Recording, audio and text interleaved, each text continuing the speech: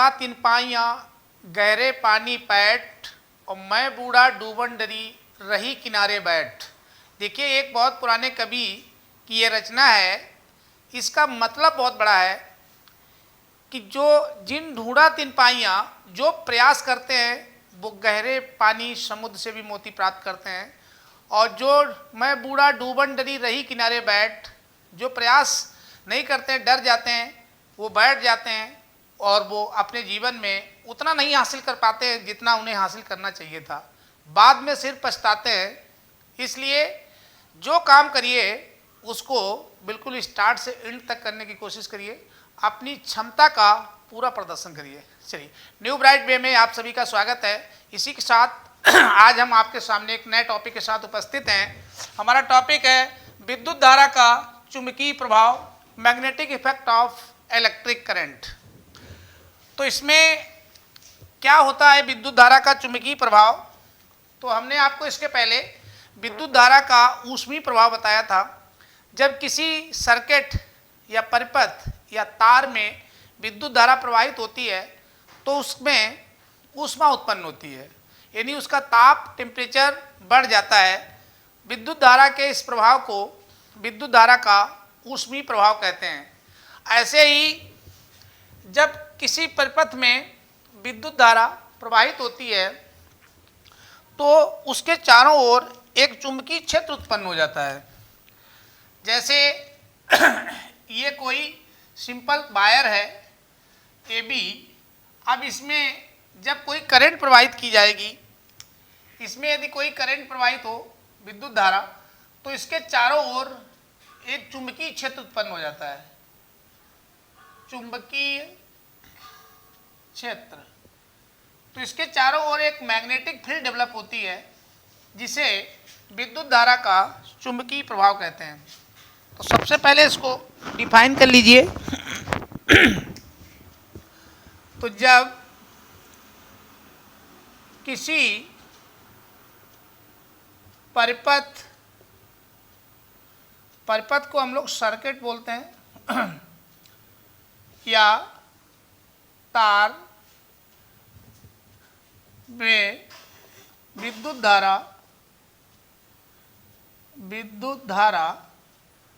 धारा को I से लिखा जाता है, प्रवाहित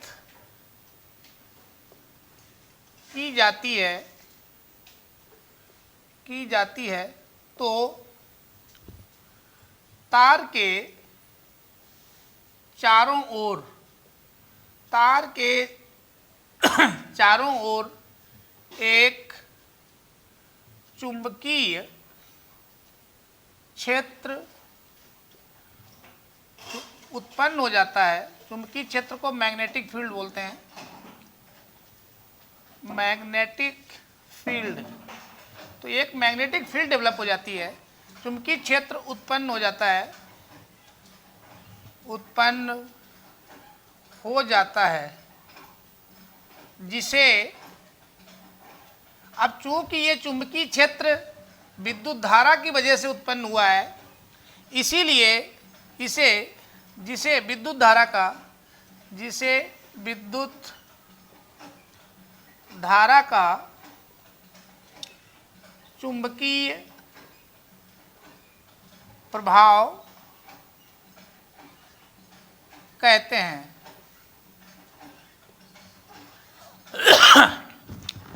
तो एक सिंपल सी डेफिनीशन है, ये उसी तर्ज पे है जो आपका विद्युत धारा का ऊष्मीय प्रभाव के लिए था। तो सेम है कि जब किसी परिपथ में या तार में विद्युत धारा प्रवाहित की जाती है तो तार के चारों ओर एक चुंबकीय क्षेत्र मैग्नेटिक फील्ड उत्पन्न हो जाती है। अब चूंकि ये मैग्नेटिक फील्ड विद्युत धारा की वजह से उत्पन्न हुई है, इसीलिए जिसे विद्युत धारा का चुंबकीय प्रभाव कहते हैं। अब इसमें इसी बात के लिए सबसे पहले जो प्रयोग किया गया वो ऑरेस्टेड का एक्सपेरिमेंट है, जो आपसे अक्सर पूछा जाता है कि ये चीज़ सबसे पहले बताई किसने, कि विद्युत जब किसी वायर में करंट चलता है तो उसके चारों ओर मैग्नेटिक फील्ड डेवलप होती है। ये बताने वाले वैज्ञानिक हैं ऑरेस्टेड। तो इसलिए अब इसी से संबंधित ऑरेस्टेड का एक एक्सपेरिमेंट है जो अक्सर आप लोगों से पूछा जाता है। तो यहाँ पे हेडिंग लिखेंगे ऑरेस्टेड का प्रयोग। ऑरेस्टेड का प्रयोग। तो इसी के लिए ऑरेस्टेड ने एक्सपेरिमेंट किया था जिसे ऑरेस्टेड एक्सपेरिमेंट के नाम से जाना जाता है। ऑरेस्टेड एक्सपेरिमेंट। ऑरेस्टेड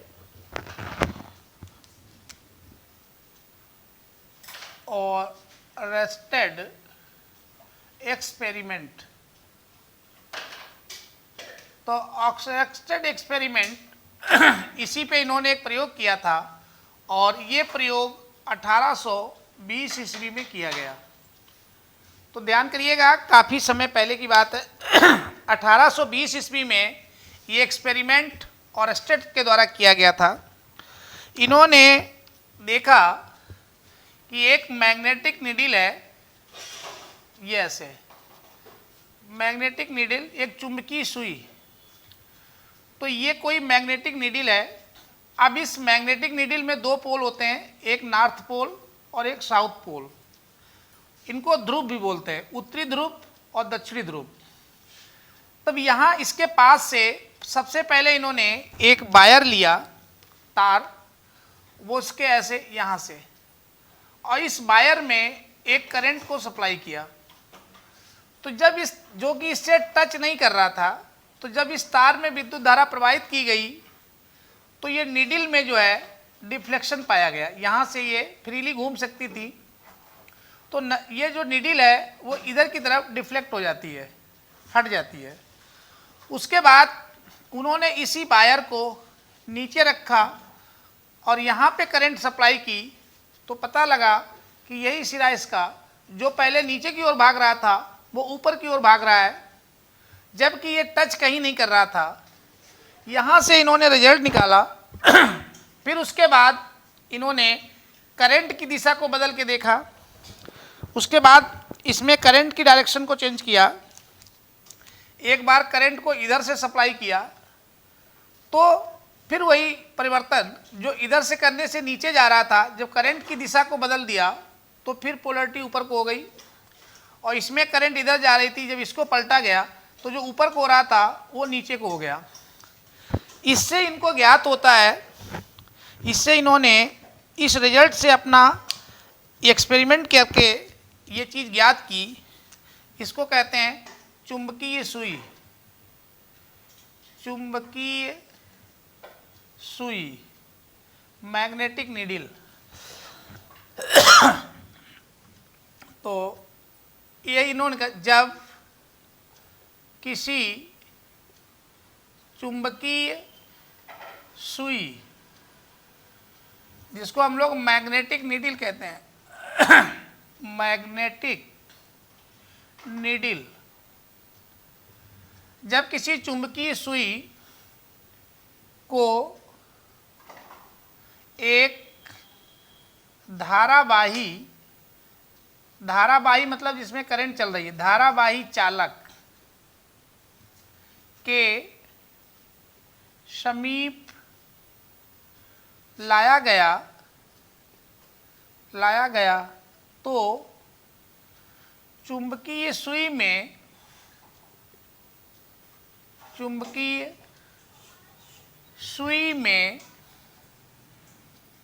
डिफ्लेक्शन पाया गया।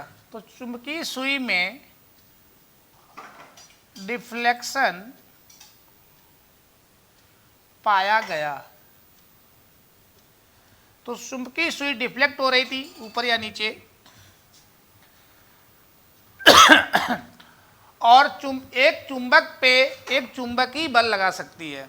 तो कोई चुंबकीय क्षेत्र, इसके मतलब यहाँ पे चुंबकीय क्षेत्र डेवलप हो रहा है जो इसको ढकेल रहा है। तो चुंबकीय सुई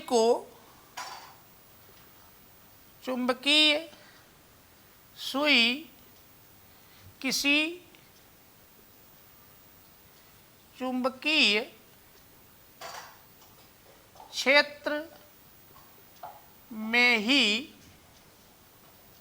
घूम सकती है या घूमती है।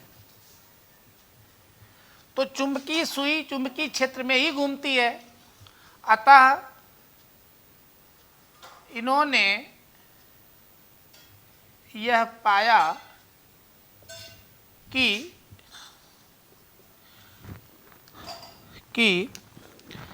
जब किसी चालक तार में विद्युत धारा प्रवाहित की जाती है तो उसके चारों ओर एक चुंबकीय क्षेत्र उत्पन्न हो जाता है,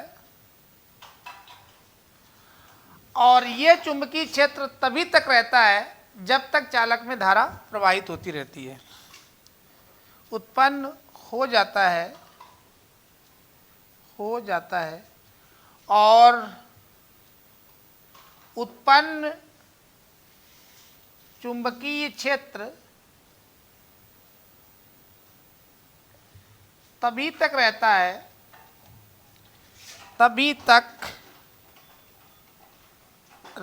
है जब तक चालक में धारा का मतलब विद्युत धारा आई प्रवाहित होती है। तो जब तक प्रवाहित होती है तभी तक रहता है, जैसे धारा समाप्त होती है चुंबकीय क्षेत्र भी समाप्त हो जाता है। तो इस तरीके से इन्होंने इसका एक्सपेरिमेंट किया। तो विद्युत धारा का चुंबकीय प्रभाव का श्रेय ऑरस्टेड को जाता है, और एक्सपेरिमेंट इनका 1820 में किया गया। तो इस तरीके से ये था ऑरस्टेड एक्सपेरिमेंट।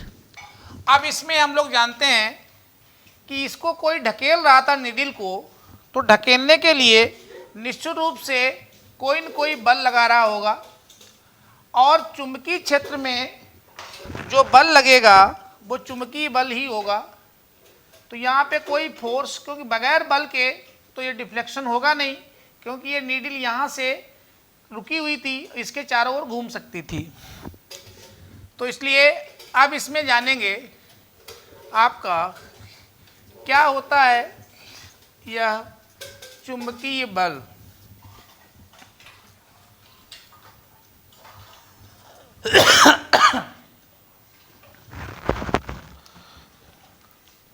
तो चुंबकीय बल एक्सपेरिमेंट इनका समझ लिया। अगली हेडिंग है चुंबकीय बल।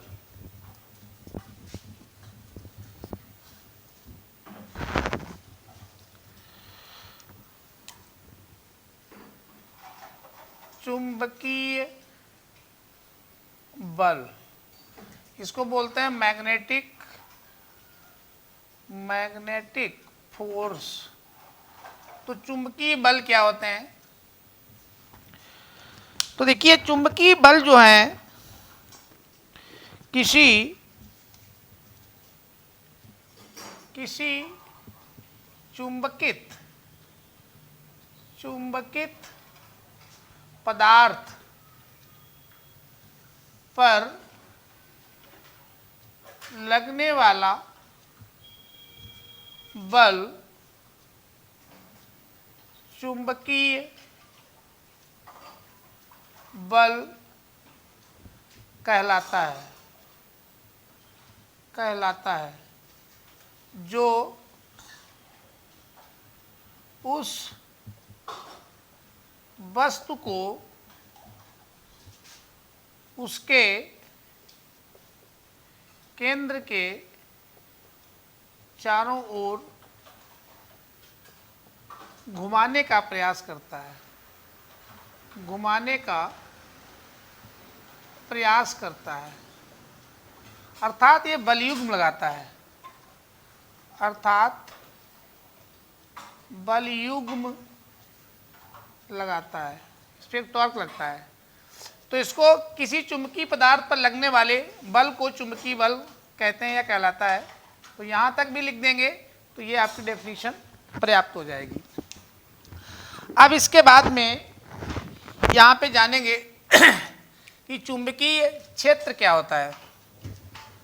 चुंबकीय क्षेत्र, तो ये चुंबकीय बल है, तो किसी चुंबकीय पदार्थ पर लगने वाला बल चुंबकीय बल कहलाता है, और यह उस वस्तु को उसके केंद्र पे यदि वो घूमने के लिए स्वतंत्र है तो उसे चारों ओर घुमाने का प्रयास करता है। जैसे कि अभी ये मैग्नेटिक नीडल में हमने देखा था कि ये एक मैग्नेटिक कंपास नीडल भी बोलते हैं इसको। यहाँ से यदि एक गड़ी हुई हो, ये इसका नॉर्थ पोल है, साउथ पोल है, तो जब इस पर लगता है तो इसको एक ऐसे ये इधर को आएगा तो फिर ये वाला इसको इधर को पुश करेगा, तो एक बलयुग्म बना लेते हैं।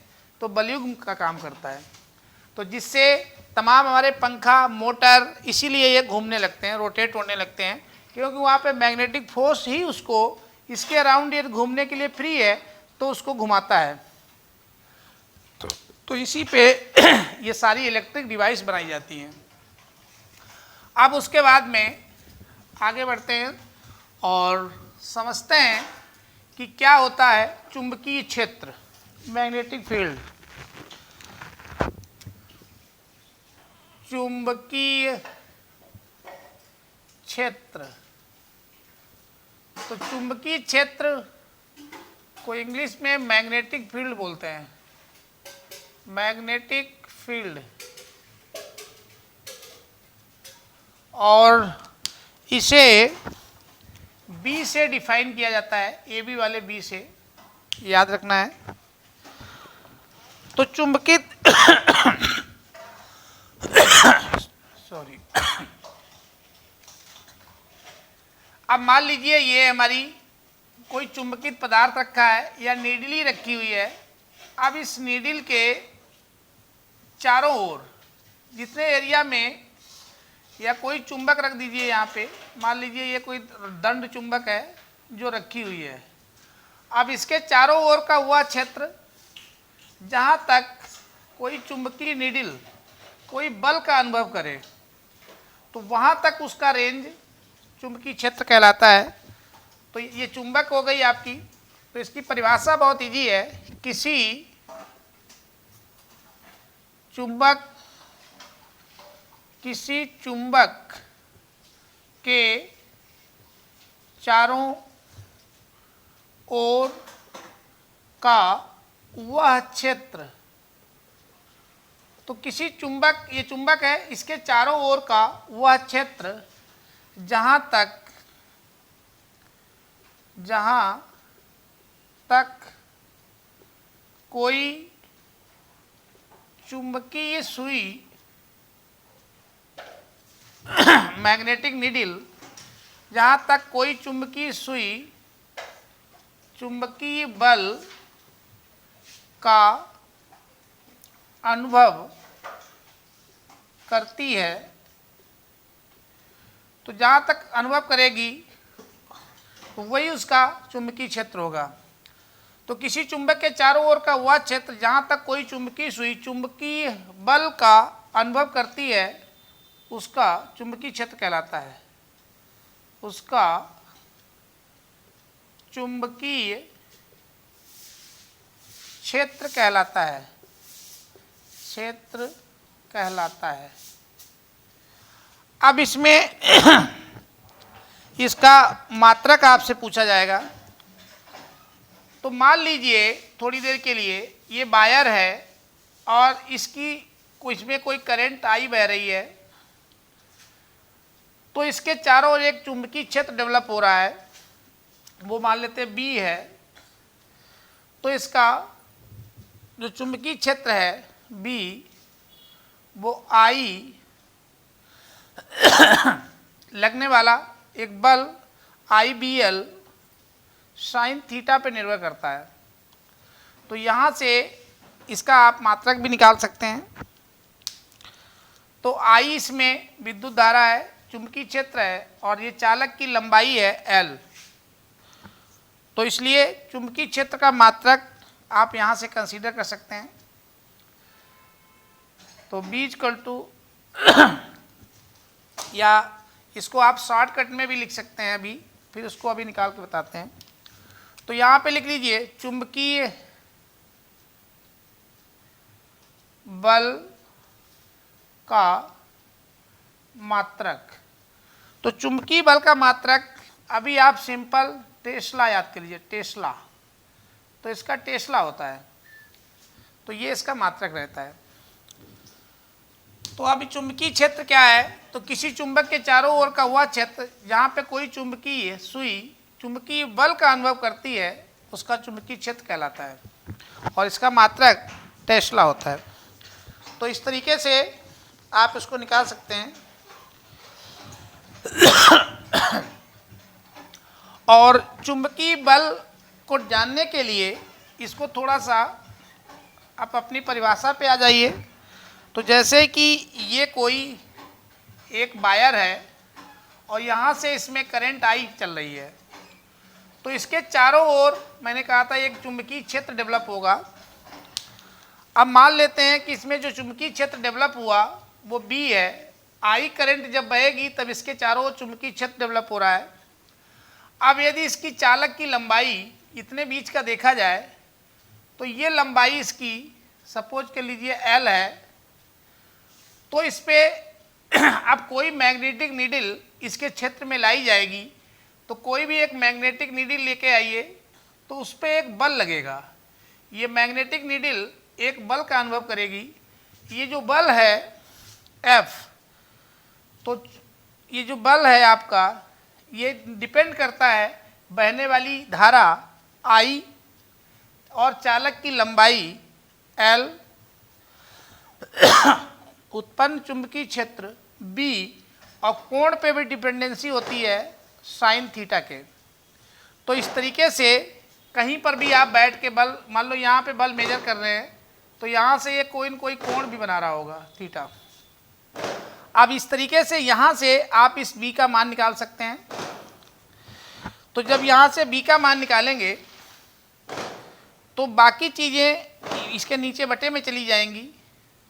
तो चुंबकीय क्षेत्र B बराबर F अपॉन IL, तो I और L नीचे चला जाएगा। अब यहाँ से इसका मात्रक निकल जाएगा। बल कोई भी हो, बल का मात्रक आपका न्यूटन होता है, तो ये न्यूटन हो जाएगा। धारा का मात्रक आपका एम्पियर होता है, तो ये एम्पियर हो गया। और लंबाई को आप कैसे मापोगे, तो मीटर से मापोगे, तो ये मीटर हो गया। तो इस तरीके से चुंबकीय क्षेत्र का जो मात्रक है B का मात्रक न्यूटन अपॉन एम्पियर मीटर, तो ये चुंबकीय क्षेत्र का मात्रक हो जाएगा। इसी को शॉर्टकट में टेस्ला बोल दिया जाता है, टेस्ला। इसी को शॉर्टकट टेस्ला भी कहते हैं। और एक और है जो फ्लक्स से निकाला जाता है। तो flux phi is equal to B, चुंबकीय क्षेत्र B इंटू A, एक यहाँ से निकलता है। अब इसमें ये फाई चुंबकीय फ्लक्स है, तो यहाँ से जब B निकालेंगे तो हमारा B बराबर बन जाएगा, B बराबर A फाई के नीचे चला जाएगा, तो फाई अपॉन A। अब यहाँ से जब कंसीडर करोगे तो फाई चुंबकीय फ्लक्स है, तो चुंबकीय फ्लक्स का मात्रक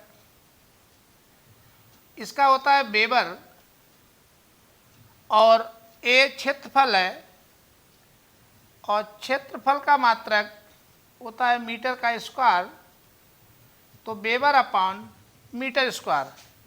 तो इस तरीके से इसके कुल मात्रक कितने हो गए, तो चुंबकीय क्षेत्र के कुल मात्रक अब आपको एक सीक्वेंस में यहाँ पे लिख सकते हैं।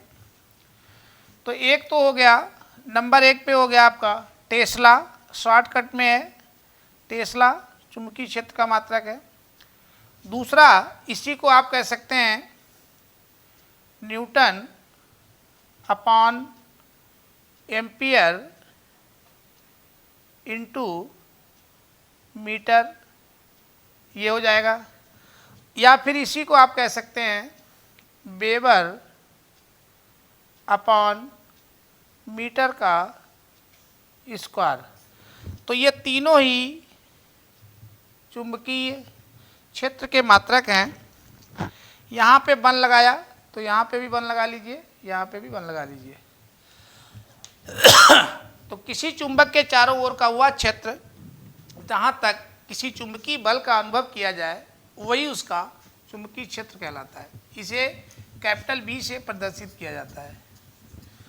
अब इसके बाद में हम लोग जानेंगे इसमें प्राकृतिक चुंबक और कृत्रिम चुंबक में क्या अंतर है। तो प्राकृतिक चुंबक और कृत्रिम चुंबक, प्राकृतिक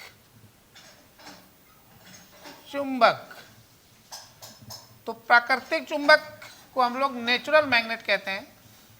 प्राकृतिक चुंबक एवं कृत्रिम चुंबक, और कृत्रिम चुंबक को आर्टिफिशियल मैग्नेट कहते हैं। तो हेडिंग क्या हो गई, natural magnet, natural magnet and artificial magnet, artificial magnet. तो क्या होती है प्राकृतिक चुंबक। तो प्रकृति में जो चुंबक पाई जाएगी वो प्राकृतिक चुंबक रहेगी, और जिसे मानव बनाएगा वो कृत्रिम चुंबक होगी। तो जो प्राकृतिक चुंबक होती है, प्रकृति में एक काला पत्थर पाया जाता है। प्रकृति में एक काला पत्थर, तो प्रकृति में एक काला पत्थर जिसका सही नाम है Fe3O4, तो लोहे का एक ऑक्साइड है, फेरस ऑक्साइड, फेरस ऑक्साइड। तो फेरस ऑक्साइड को प्राकृतिक चुंबक कहते हैं। इसी को प्राकृतिक चुंबक कहा जाता है। नेचर में केवल यही मिलता है जो नेचुरल मैग्नेट है। इसकी जो चुंबकत्व पावर है बहुत कम है, इसकी चुंबकत्व क्षमता बहुत कम होती है, बहुत कम होती है। तो इसकी चुंबकत्व क्षमता बहुत कम होती है, इसलिए इसे कोई विशेष कार्यों में प्रयोग नहीं कर सकते हैं। ये केवल छोटे छोटे लोहे, फौलाद के छोटे छोटे तिनकों को अपनी ओर आकर्षित करता है। यह केवल छोटे छोटे लोहे के बुरादे को अपनी ओर आकर्षित करने की क्षमता रखता है। तो ये बहुत, इसलिए इसकी पावर बहुत कम होती है, इसलिए किसी कामों में इसको यूज नहीं कर पाते हैं, लेकिन नेचर में यही एक मिलता है। और आर्टिफिशियल जो चुंबक होते हैं ये अपनी ज़रूरत के अनुसार बनाए जाते हैं। कृत्रिम चुंबक, कृत्रिम चुंबक की क्षमताएं, तो इनकी जो क्षमताएं हैं आवश्यकता अनुसार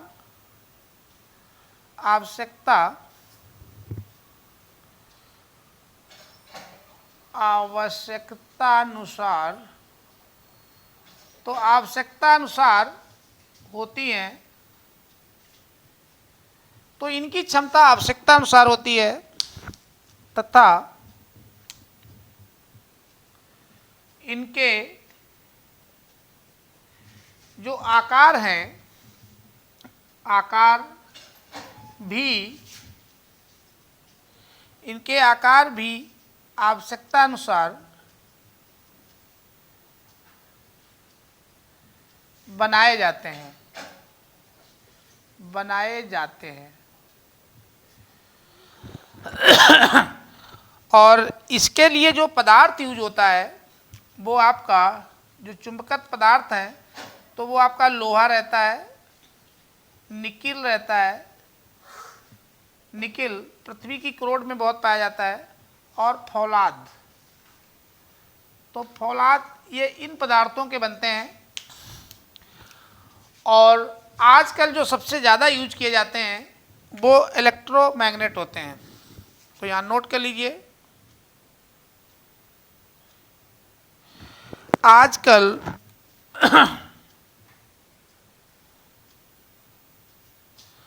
अस्थायी चुंबक, अस्थायी चुंबक,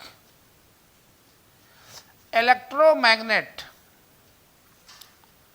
इलेक्ट्रोमैग्नेट ईएम यानी विद्युत चुंबकीय इलेक्ट्रोमैग्नेट पाए जाते हैं, पाए जाते हैं, पाए जाते हैं या बनाए जाते हैं, बनाए जाते हैं।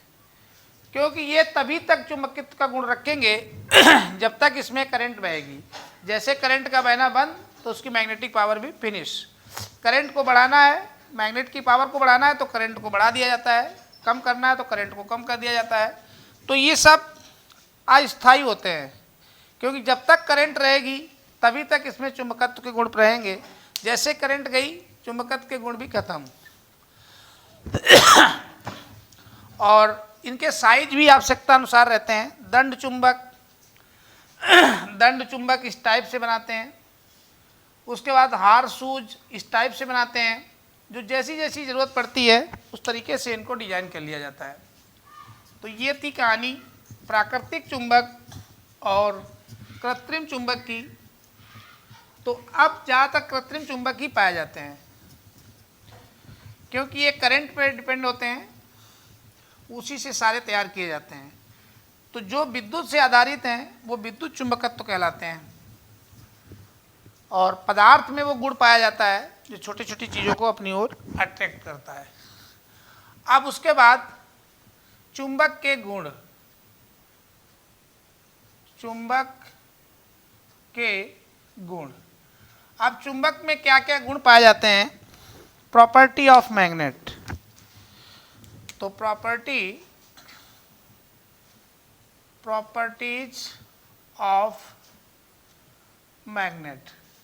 तो कौन कौन से गुण होते हैं? नंबर 1, यह लोहे को अपनी ओर आकर्षित करता है, आकर्षित करता है। यदि उसमें चुंबकत्व होगा तो लोहा को अपनी ओर खींचेगा। नंबर 2, किसी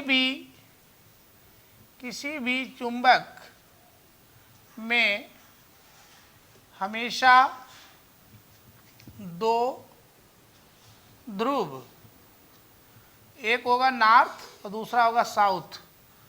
तो नॉर्थ साउथ, उत्तरी और दक्षिणी, तो 2 ध्रुव पाए जाते हैं। तो हमेशा 2 ध्रुव पाए जाएंगे, उत्तरी ध्रुव और दक्षिणी ध्रुव। तीसरा, कभी भी किसी भी चुंबक में एक ध्रुव नहीं पाया जाता है, नहीं पाया जाता है। एक ध्रुव तो कभी हो ही नहीं सकता। थोड़ा सा यहाँ पे देख लीजिए, जैसे कोई एक दंड चुंबक है इतनी बड़ी सी, अब इसमें ये मान ले इसका उत्तरी ध्रुव है, ये दक्षिणी ध्रुव है। अब इसको हमने यहाँ से तोड़ दिया। जैसे ही हमने तोड़ा, अब इसके दो टुकड़े हो गए, एक ये टुकड़ा और एक ये टुकड़ा। अब जैसे इसके दो टुकड़े हुए, इसमें फिर दो ध्रुव बन जाएंगे, यहाँ पे दक्षिण, यहाँ पे दो इसमें और दो ही इसमें हो जाएंगे।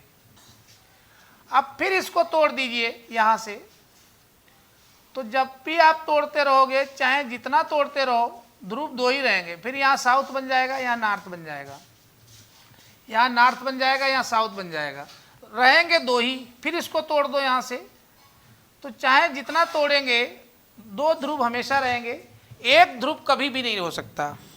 तो single pole does not exist, ऐसे याद कर लीजिए। सिंगल पोल, पोल माने ध्रुव, डज नॉट एग्जिस्ट, एक ध्रुव कभी नहीं रह सकता। तो single pole does not exist, किसी भी चुंबक में एक ध्रुव तो कभी रह ही नहीं सकता। चौथा गुण समान सजातीय ध्रुव एक दूसरे को प्रतिकर्षित करते हैं। प्रतिकर्षित मतलब रिपल करते हैं। जैसे ये मान लीजिए एक चुंबक है, इसका साउथ नॉर्थ, और दूसरी चुंबक ले आओ, उसका भी यहाँ पे नॉर्थ साउथ। तो नॉर्थ नॉर्थ जब पास में रख दोगे, सेम पोल जब पास कर दोगे, तो एक दूसरे को दूर हटाएंगे। तो ये प्रतिकर्षित करते हैं, दूर हटाते हैं, तो प्रतिकर्षित करेंगे यहाँ पे। तो सजाती जो एक जैसे होंगे, या फिर साउथ साउथ कर दीजिए, यहाँ पे साउथ, यहाँ पे नॉर्थ, दूसरा वाला भी सेम, यहाँ भी साउथ, यहाँ नॉर्थ, तो ये भी एक दूसरे को दूर हटाएगा। तो यहाँ पे भी प्रतिकर्षण होगा। लेकिन विजातीय ध्रुव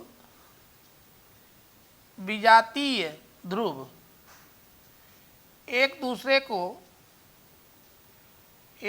को आकर्षित करते हैं। तो वही आवेश वाला सिस्टम है, आकर्षित मतलब अट्रैक्ट करते हैं। तो एक का किसी का नॉर्थ और दूसरे वाले का साउथ जब भी पास करोगे, तो ये दोनों एक दूसरे की ओर आएंगे, तो यहाँ पे आकर्षण होगा, यहाँ आकर्षित होते हैं।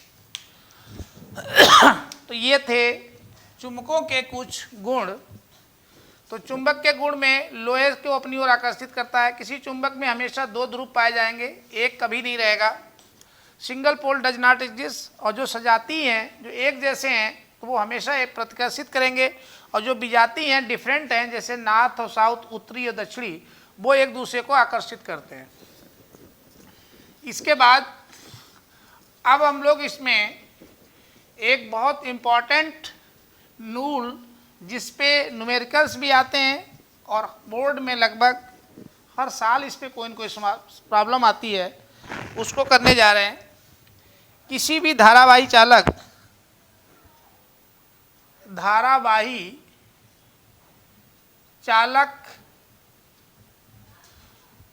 के द्वारा उत्पन्न चुंबकीय क्षेत्र, इसकी गणना करना है। और ये धारावाही चालक द्वारा उत्पन्न चुंबकीय क्षेत्र, ये काम किया था बायो-सैवर्ट का नियम। बायो-सैवर्ट ने, इसीलिए इसको बायो-सैवर्ट का नियम भी कहते हैं।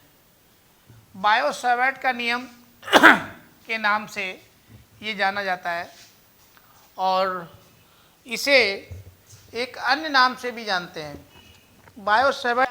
अब धारावाही चालक द्वारा उत्पन्न चुंबकीय क्षेत्र, इसकी गणना करने के लिए तो कोई धारावाही चालक ले लीजिए ऐसे। अब इसमें मान लेते हैं ये चालक में ये करंट आई जा रही है, यहाँ पे कोई बिंदु है P जहाँ पे हमें चुंबकीय क्षेत्र निकालना है। तो उसके लिए यहाँ से ये दूरी ले लीजिए, ये दूरी सपोज के लीजिए R है, और इसकी कोई लंबाई ले लीजिए, यहाँ से यहाँ तक सपोज कर लो ये लंबाई L है, चालक की लंबाई L। यहाँ पे ये कोण जो है थीटा बना रहा है। तो इसमें यहाँ पे बिंदु P पर चुंबकीय क्षेत्र का मान निकालेंगे। ये काम बायो-सैवर्ट ने किया था, इसीलिए इसे बायो-सैवर्ट के नियम के नाम से जाना जाता है। अब इसमें नंबर 1 चुंबकीय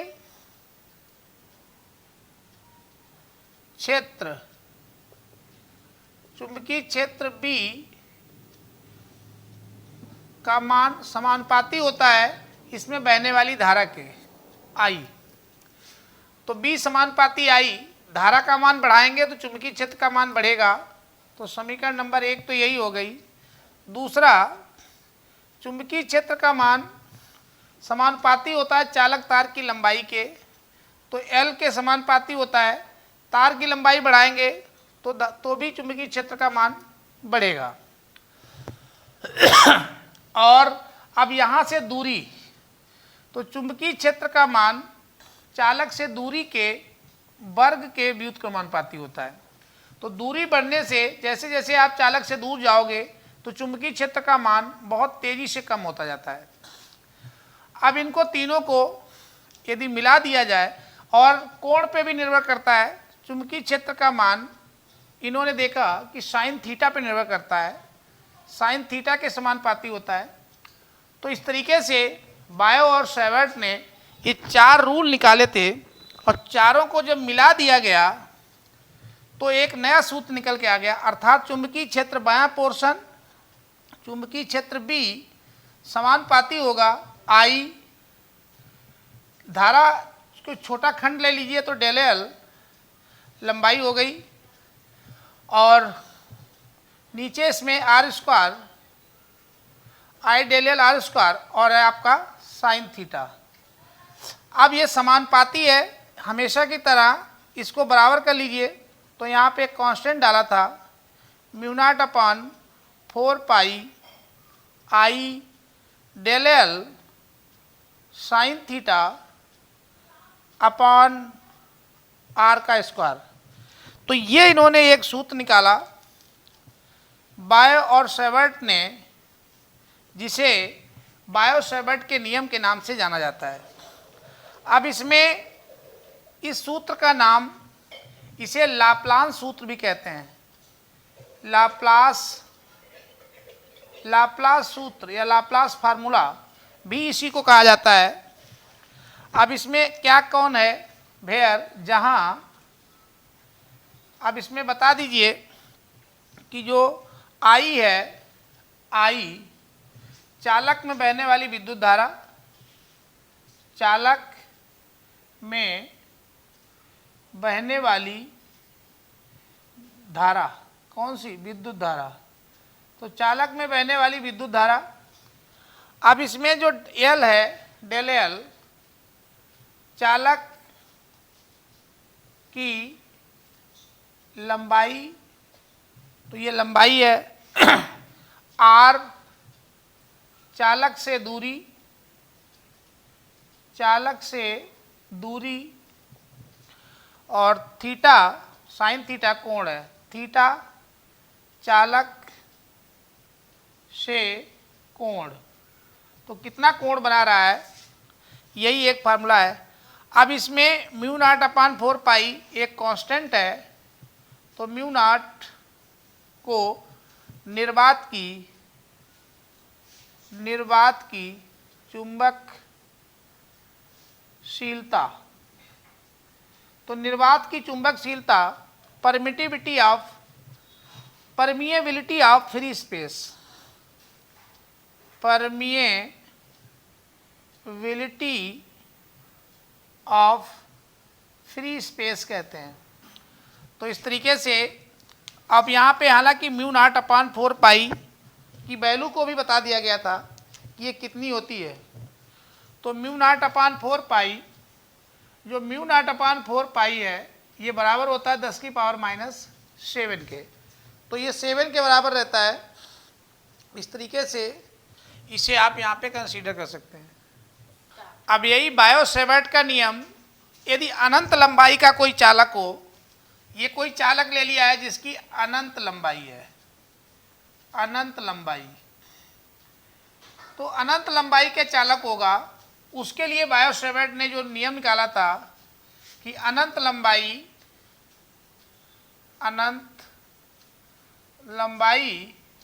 के चालक द्वारा, ये धारावाही चालक द्वारा उत्पन्न चुंबकीय क्षेत्र, जो B का मान निकाला वो आपका म्यू नॉट अपान 4 पाई और 2I अपान R, ये दूरी जो है वो R है। इसमें अनंत लंबाई में ये सूत्र निकला इसका, जहाँ जो I है वो विद्युत धारा की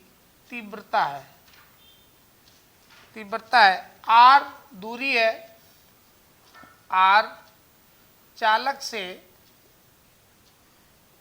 दूरी, और म्यू नॉट अपान ये तो कांस्टेंट ही है, B चुंबकीय क्षेत्र है, तो जो B है वो आपका चुंबकीय क्षेत्र है।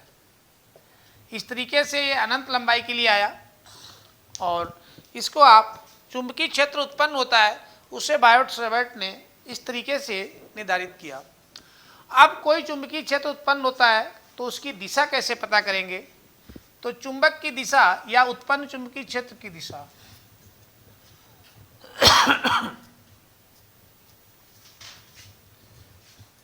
तो सबसे पहले आपको बता देते हैं चुंबक की दिशा।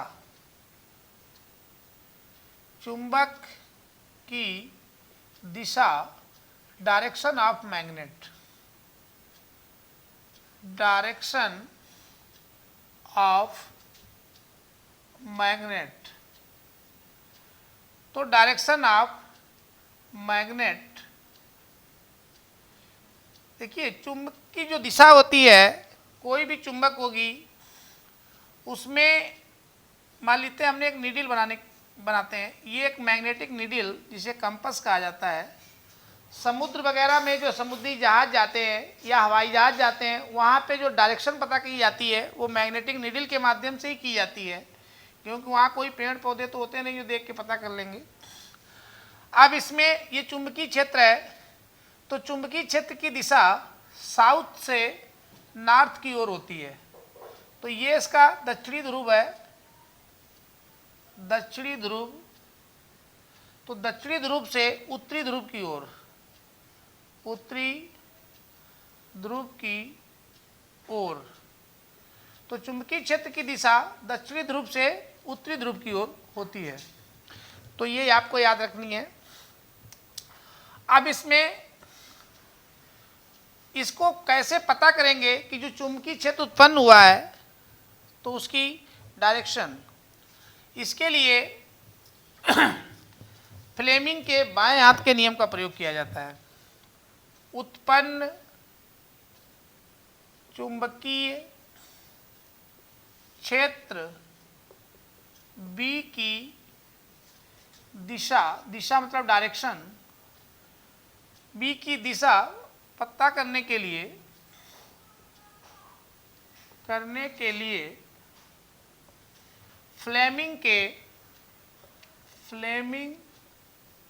के बाएं हाथ का नियम का प्रयोग किया जाता है, तो जो चुंबकीय क्षेत्र उत्पन्न होता है उसकी डायरेक्शन जानने के लिए फ्लेमिंग के बाएं हाथ का नियम, फ्लेमिंग लेफ्ट हैंड रूल का प्रयोग करते हैं। अब फ्लेमिंग का लेफ्ट हैंड रूल, इसमें आपको एक हाथ बनाना पड़ेगा। हाथ बनाने में एक अंगूठा बना लीजिए ऐसे ऊपर, उसके बाद एक उंगली आपको अपनी ओर लानी है और एक उंगली जो अंगूठे के बगल वाली होती है उसको दूसरी ओर कर दीजिए। तो ये एक सिंपल सा ये डायग्राम है। ये आपका अंगूठा हो गया, यहाँ लिख दीजिए अंगूठा, अंगूठा, ये अंगूठे के बगल वाली उंगली है और ये आपकी बीच वाली उंगली है। तो बीच वाली उंगली। अब इसमें जो ये दिखाया जाता है, तो इसमें जो अंगूठा होता है ये चुंबकीय बल की दिशा को दिखाता है। चुंबकीय बल यानी ये F को दिखाएगा, और जो सामने वाली बाएं हाथ को इस तरीके से तीनों उंगलियां एक दूसरे पे लंबवत रहें, इनके तीनों के बीच 90 डिग्री का कोण बने, तो ये जो सामने वाली है ये विद्युत धारा की दिशा को दिखाती है। करंट यानी कि इधर जा रही है, करंट इधर जा रही है तो बल इधर लगेगा और आपका जो चुंबकीय क्षेत्र है, नहीं चुंबकीय क्षेत्र, ये आई धारा इधर आएगा तो चुंबकीय क्षेत्र इधर चला जाएगा। तो इस तरीके से ये फ्लेमिंग के बाएं हाथ के नियम का प्रयोग आप कर सकते हैं। तो धारा की दिशा आपके ये बीच वाली उंगली, तो बीच वाली उंगली धारा की दिशा को दिखाएगी, तो सामने वाली उंगली अंगूठे के बगल वाली चुंबकीय क्षेत्र की दिशा को दिखाएगी। अंगूठा लगने वाले बल की दिशा को दिखाता है, जबकि जो अपनी ओर आएगी उंगली वो विद्युत धारा की दिशा को दर्शाती है। तो इस तरीके से फ्लेमिंग के बाएं हाथ के द्वारा उत्पन्न चुंबकीय क्षेत्र जो विद्युत धारा द्वारा उत्पन्न होता है उसकी डायरेक्शन को पता किया जाता है। अब इसमें और भी बहुत सारी चीज़ें हैं, लेकिन वो अब सब नेक्स्ट वीडियोज में आपको बताएंगे। यहीं पे इसको रोकते हैं। Thank you for watching.